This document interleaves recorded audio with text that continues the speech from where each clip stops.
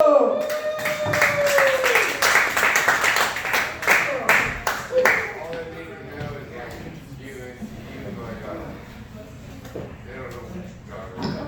obviously from Tijuana and not from the States.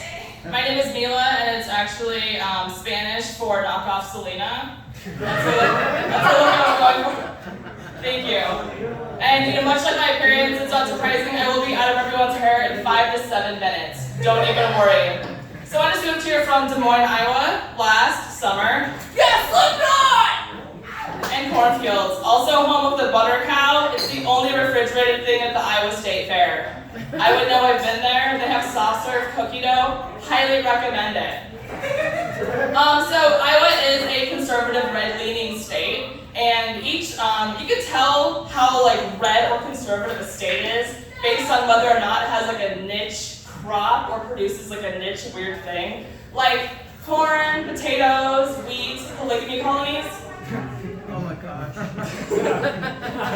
So I would consider myself a feminist, and I think in this day and age, it's historically the best time period to be female, and I'm proud of that. I think we've progressed a lot as a society. However, I kind of want to experience what it's like to be female in the 1800s, because I 100% would have got a lobotomy.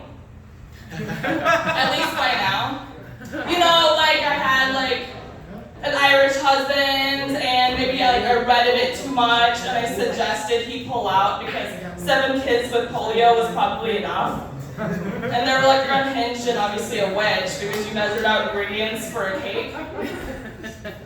And then, they shave my head, put me in a padded room, I get comfortable clothes.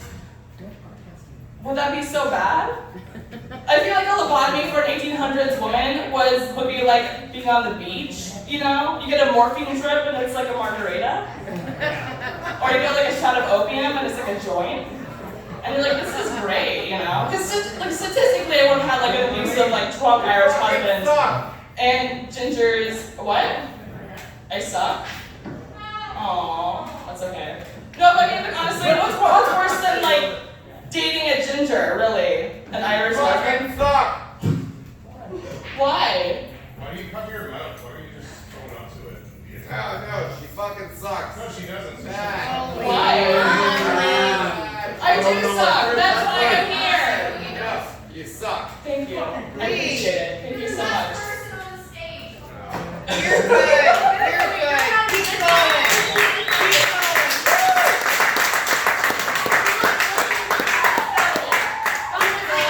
Keep going, you're the hottest one here.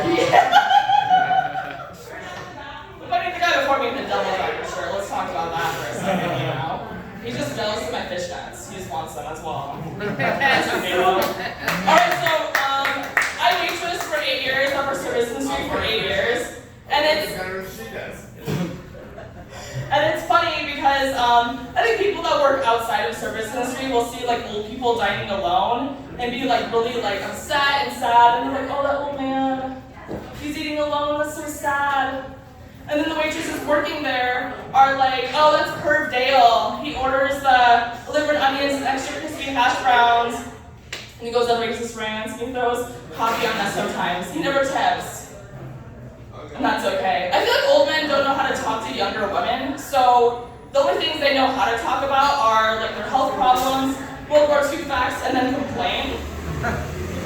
They're I haven't been able to take a proper piss in 10 years. My prostate's choking my urethra.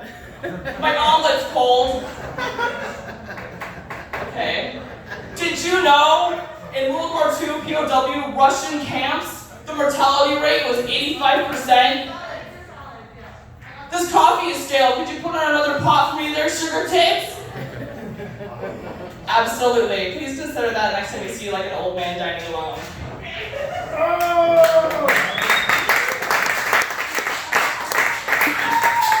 So I'm the youngest of 4 siblings. My parents are actually South African. They immigrated to Canada, and I was actually born in Canada. I have 2 older sisters and an older brother, and if you do the math, you can figure out that I have 1 brother, which is the worst thing in an immigrant household. the best way to figure out like how female you are is to be female in an immigrant household with one brother. Like because I had to sit down to pee, I was raised in the room with an oven. And because my nipples were flat past the age of 12, my dad never knew my name. Like they were like, you don't have a penis, so here's a basket of laundry to fold instead. And I was like, oh, but everyone's clothes are in there. And they're like, yeah, but one baby's come out of you. That's a shame. Like I think my dad just like sat in the parking lot when I was born, which is fine because I was born during the Iceberg Grand Prix in Phoenix.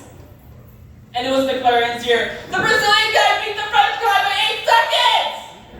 He did it, you know, and my dad, like, I came out female, and he told me, like, pretty upset over it. And he's like, you know, you could just put a pink beanie on the placenta, because at least we could have fed the dog with that.